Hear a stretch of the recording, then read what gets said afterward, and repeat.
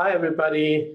This is the COTRI Weekly Editorial of October 26, 2021, with the title Open Borders but Empty Pockets.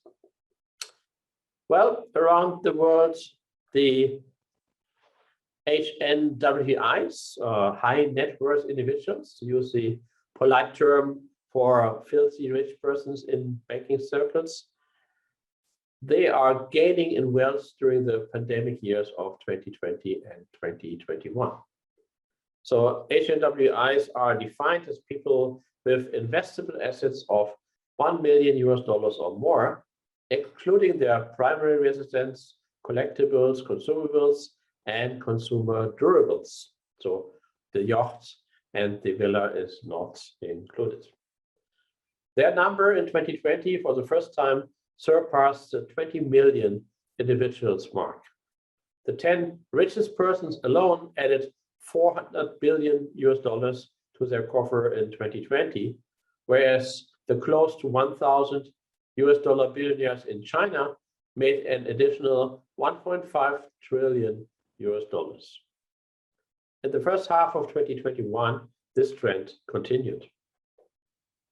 However, in recent months, the many problems slowing down the global economic recovery, including the shortage of many goods and resources due to the disturbances in the global supply chain, electricity shortages in China, and the many extreme weather events as a result of climate change, have started to change the picture.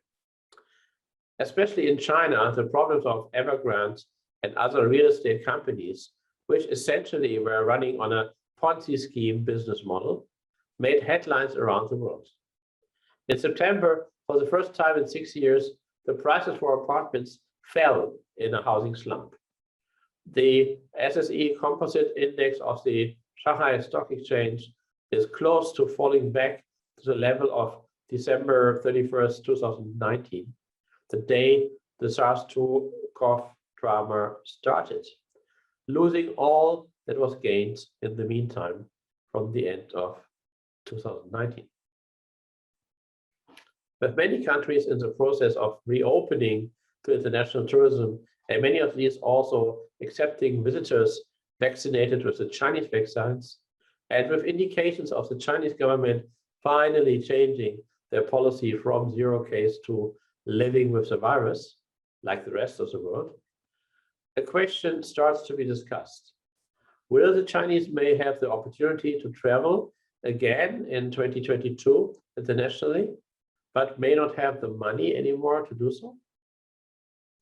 Well, after 1989, the East Germans found out quickly that after the Berlin Wall came down, they were able to finally travel to their dream destinations like Paris, Italy, or New York City with their brand new European Union issued German passports, but that travel money was the other requisite next to freedom of travel. In Venice, for instance, outraged restaurateurs told the story that East Germans would jam the city, but bring their own Stulle, a kind of Northern German sandwich, to eat on the steps of one of the many churches in Venice, as they could not afford to give custom to the, well, mostly anyway, overpriced restaurants.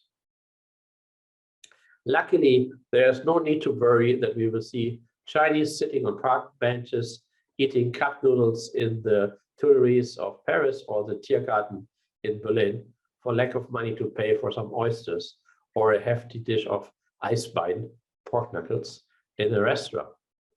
The top 10 of the Chinese society owning a passport may have stopped recently to become richer as quickly as before, and may also be a bit more worried than before about taxes they may have to pay on profits from real estate and stock market business successes in the future.